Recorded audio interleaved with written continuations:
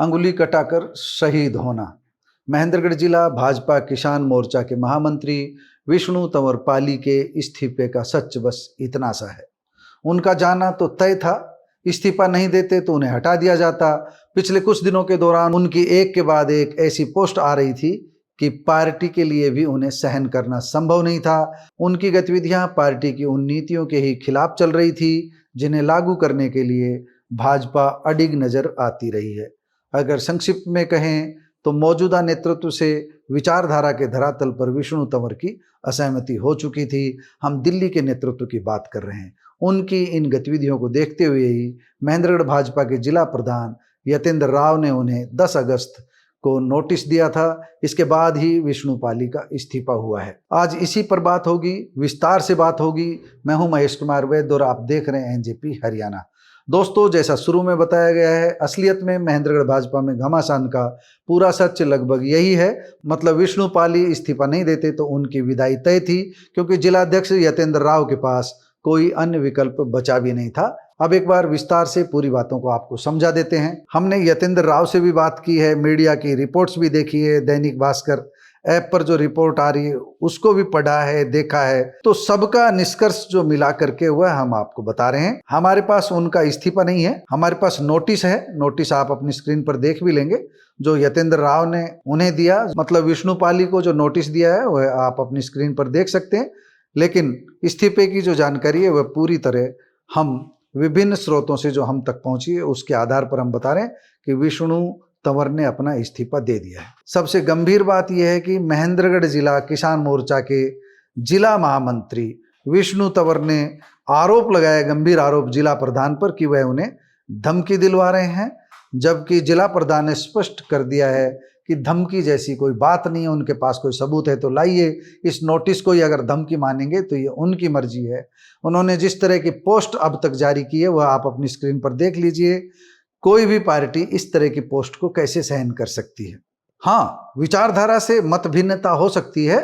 विष्णु तंवर की विचारधारा अपनी जगह सही हो सकती है। भाजपा की नीतियों का विरोध करना उनका अधिकार है, स्वतंत्र चिंतन है। व्यक्तिगत रूप से कोई भी आदमी कैसा भी सोच सकता है, लेकिन जब पार्टी की नीतियों के खिलाफ आपका व्यक्तिगत चिंतन ऐसा उभर करके सामने आ रहा है तो आप पार्टी में कैसे रह सकते हैं? पार्टी आपको कैसे रख सकती है? पार्टी आपको कैसे झेल सकती है? आपकी पोस्ट देख करके कोई भी अंदाजा लगा सकता है कि आप क्या कहते आ रहे हैं। जिला भाजपा अध्यक्ष की हैसियत से उन्होंने जो पोस्ट की थी उस पर जो पहला कमेंट जो उन्होंने किया था कि बहुत दिनों से आपकी गलत पोस्ट और बकवास सहन कर रहा हूं। पार्टी और प्रधानमंत्री के खिलाफ, कभी विधायक और कार्यकर्ताओं के खिलाफ अब और सहन नहीं किया जाएगा। गलत लिखोगे तो तुरंत उचित कानूनी कार्रवाई की जाएगी। आपको अगर मैंने भाजपा जिला महामंत्री नहीं बनाया और आपके कहने से ऐसा नहीं किया तो इसका मतलब ये नहीं है कि आप कुछ भी लिखोगे। उन्होंने एक महिला का नाम लेकर भी कहा है कि आप उस महिला को भी कुछ बनवाना चाह रहे थे, पद दिलवाना चाह रहे थे, वे पद नहीं दिला पाए तो इसलिए आपके भीतर गुस्सा है, ये उन्होंने कहने का प्रयास किया है। उन्होंने यही बताया कि मंडल अध्यक्षों के खिलाफ भी आप अपनी परिचित महिला से, पार्टी की महिला पदाधिकारी से उल्टा सीधा लिखवा रहे हो, गलत बातें लिखवा रहे हो, ऐसा जिला प्रधान यतेंद्र राव का कहना है। उन्होंने कहा है कि पद नहीं मिलने की भड़ास तू मत निकाल, संगठन के निर्णय को स्वीकार करना सीखो। ये यतेंद्र राव ने सीख देने का प्रयास किया है। जबकि विष्णु तंवर ने जवाब में कहा है कि आप जो कार्रवाई करना चाहो वे कर सकते हो, मगर मैंने सच को सच कहा है, सच सुनने की क्षमता होनी चाहिए। क्या आप लोगों ने मतलब दूसरी पार्टी को समर्थन नहीं किया? नीचे नीचे सबको पता है। मतलब विष्णु तंवर भी आरोप लगा रहे हैं कि पार्टी में भी कुछ पदाधिकारियों ने दूसरे लोगों का समर्थन किया है, यानी कि गैर भाजपाई लोगों का समर्थन किया, ऐसा आरोप है। कुल मिलाकर के लंबे चौड़े आरोप हैं, लेकिन विष्णु ने यूजीसी को काला कानून बताते हुए खुलकर कहा है। आप अपनी स्क्रीन पर देख सकते हो, यूजीसी को विष्णु तंवर ने खुलकर काला कानून बताया है और उन्होंने कहा है कि यूजीसी काले कानून के विरोध में ही तो बोला है, ये हमारा हक है। अगर हमारे बच्चों के ऊपर कोई गलत कानून लागू होगा तो हम बोलेंगे, चुप नहीं रहेंगे।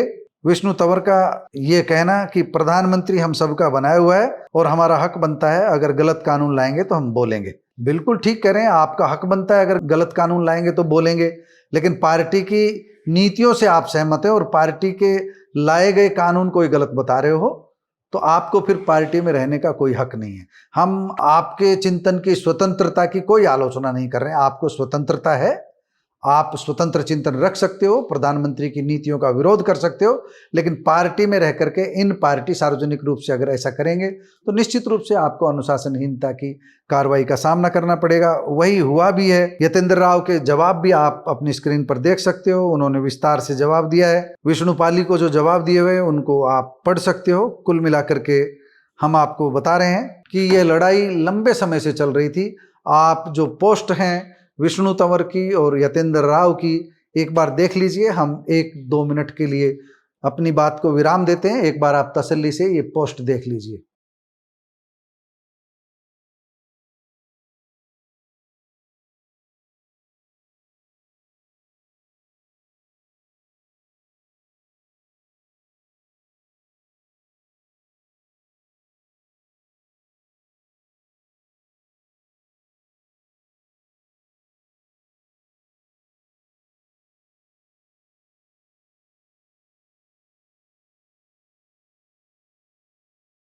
दोस्तों, पोस्ट देखने के बाद आप सब कुछ समझ गए होंगे।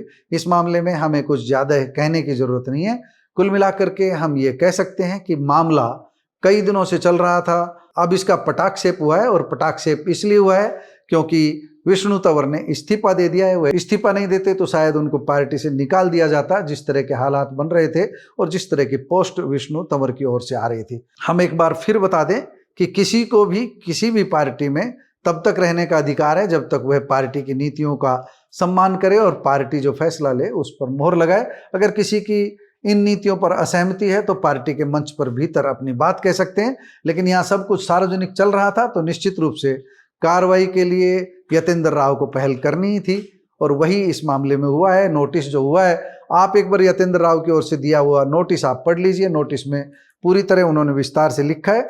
आपकी स्क्रीन पर हम ये नोटिस आपको दिखा देते हैं। कारण बताओ नोटिस 10 अगस्त को जारी किया था, उनसे जवाब मांगा गया 48 घंटे के भीतर। सीधा सीधा इस नोटिस में ये लिखा हुआ है कि भारतीय जनता पार्टी के शीर्ष नेतृत्व, माननीय प्रधानमंत्री जी, माननीय मुख्यमंत्री जी तथा अन्य वरिष्ठ नेताओं के संबंध में ऐसी पोस्ट टिप्पणियां की गई है जो प्रथम दृष्टया पार्टी की विचारधारा, संगठनात्मक अनुशासन एवं वरिष्ठ नेतृत्व की गरिमा के अनुरूप है। यहाँ पर जिला प्रधान यतेंद्र राव सही दिखाई पड़ रहे हैं। अगर आपको असहमति है तो इस तरह की पोस्ट अगर आप डाल रहे हैं तो पार्टी में आपको कौन रखेगा, ये आप भी समझ सकते हैं। महेंद्रगढ़ में जो घमासान चल रहा है उसकी कुल कहानी इतनी सी है। दोस्तों, अब आपको कमेंट बॉक्स में जाकर बताना है इस मामले में कौन सा पक्ष सही है, कौन सा पक्ष गलत है। हमारी जो रिपोर्ट है उससे आप कहाँ तक सहमत हैं, कमेंट बॉक्स में जाकर बताइएगा जरूर। नमस्कार, धन्यवाद।